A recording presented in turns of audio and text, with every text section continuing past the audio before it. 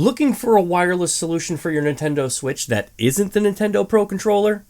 Well, let's check out two options I found online coming up.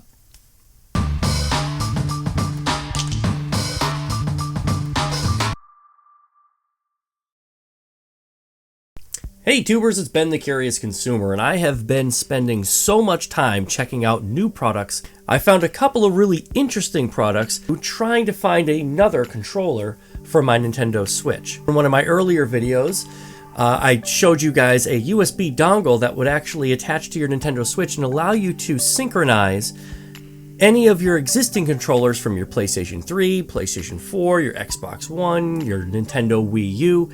It is a great product, and I will leave a link right up here for you guys to check out that video. But along those searches, I was looking for another alternative for any third-party wireless controllers. Now, there are tons of wired controllers that are available on the market for your Nintendo Switch, but my quest was to find an alternative wireless solution. I found two products, I purchased them, and we're going to check them out today. First up, I found this box here online. It was called the Pro Controller, or Pro Wireless Controller. Comes in this white box. Found it. I'll leave a link in the description below. This controller, it comes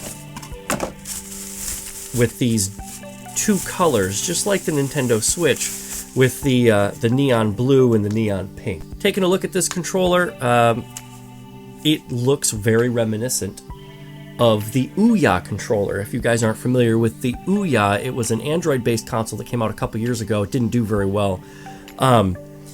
This is literally exactly what the controllers looked like. These plates would come off the front. You could put your batteries in here. I haven't tried that on here. Obviously, I just opened the box. But taking a look around, it doesn't look like the construction of this controller was all that bad. It feels somewhat comfortable in the hands.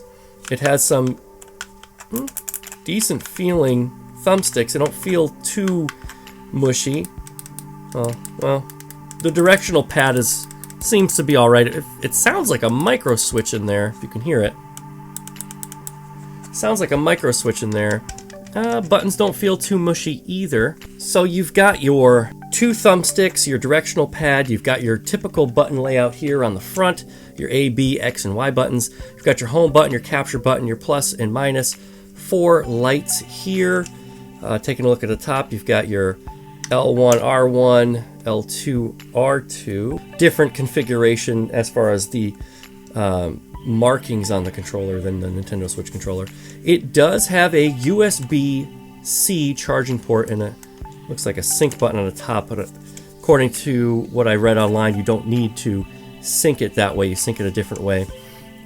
Here it says gamepad wireless for the Switch. It gives you some voltage information. There are no screws here. If it's anything like the Ouya controller, these plates would come off the front here. Doesn't feel like it would come off all that easily. I'd have to do a little bit more research on that. Maybe they glued it. But typically underneath this plate here would have your screws. So, cool. Nice. Feels decent in the hand. Not too slippery. So there's one controller. The other controller that I found online was this controller here. It's called the Wireless Pro Game Controller. Again, fully wireless. So take a look around the box. At least it's printed on this box. It does say it's for the Switch. It's very reminiscent of the Nintendo Switch Pro Controller box. But there is no, at least they mentioned, there is no NFC in either of these two controllers, which I kind of figured Nintendo typically doesn't license out the NFC ability. So this controller here looks to me very similar to an Xbox One controller.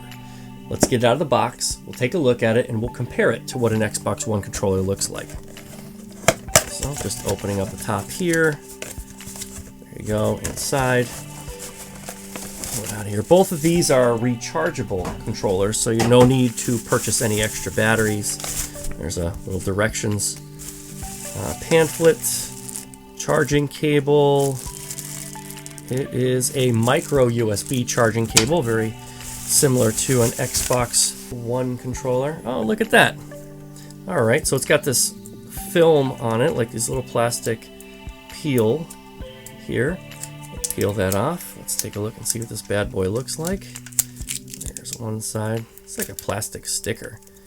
Kind of hate that. All right, let's take that off. There we go. Peel that back. That's actually a really nice looking controller. Taking a look at the two. So this would be the Nintendo Switch controller, and there's the Xbox One controller. Very similar in design. Does have the same kind of thumb pads that an Xbox One would have. I like that grip style. Directional pad feels, well, pretty similar to a standard thumb pad that you'd find on any other controller. Thumbsticks don't feel too cheap. They actually make a nice loud clicking noise there. You got your plus and your minus button, your home button here, your B, A, X, and Y. You got your trigger. Here's your charging port here on the top. It looks like you have your capture button here and your power button there. So your home button's here, your capture button's there, as opposed to on this controller. And we will try these controllers out. We'll sync them up and see how they do on the Nintendo Switch. We'll play a couple of games. Maybe we'll play something like Mario Kart or whatever, maybe some Splatoon, and we'll see if these controllers can hold up. So we're here on the menu screen. You're gonna have to use your existing Joy-Cons to be able to get to the menu screen that you're gonna need to sync up the controllers. And what you're gonna do is just go down and over to the controller icon here, click on it, and there's an option here to change grip order. We're going to use that in order to sync the two new controllers to this console. So let me just slide my Joy-Cons into place here, get them out of the way. As you can see, the cool colors match really well. That's pretty awesome. We're going to change the grip order. All right, so now that we're into the synchronization screen, all we're going to do is take the controller, press the home button and the Y button to synchronize the controller. And you can see the lights here going back and forth, looking for the Bluetooth connection. As soon as it makes a connection, you're going to see it up here on the screen.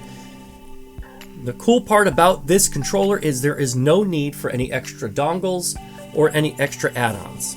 So that's cool. That controller is synchronized. Let's see if we can synchronize this controller. I'm going to do the same thing. I'm going to press the Y button and I'm going to press the home button. Press those at the same time. We're going to set it down and see if it synchronizes. And it does. So both controllers are synchronized to the console and we are ready to go. Let's jump out of here and let's jump into a game of Mario Kart. Why not?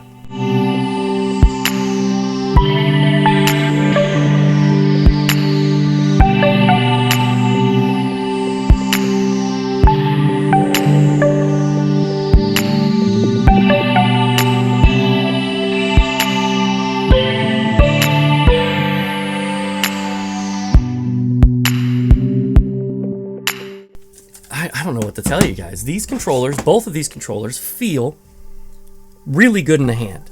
And like I said, I didn't pay more than $25 for either one of these. I think I paid $23 for one and $24 for the other at the time that I purchased them. The prices could vary, and I will leave a link in the description below for you guys. The verdict is in. Both of the controllers feel really good. It's really going to come down to, I guess, your preference. Do you like a larger feeling controller in your hand? Or do you like something that feels a little bit smaller? I will say, comparing the feelings of the controllers here, that this controller feels more similar to the Nintendo Switch Pro controller. However, this is not a bad controller. The only thing I would say on both of these, I maybe would look into some grips, but other than that, they're both a decent alternative to the Nintendo Switch. So check them out online, guys. Again, I'll leave a link in the description below. And that's going to do it for me, guys. I really hope you enjoyed the video. If you like videos like this, you want to see more videos like this, leave a comment down below. If you haven't done so already, consider subscribing. Once you subscribe, don't forget to hit that little bell down there. It notifies you every time I make a new video.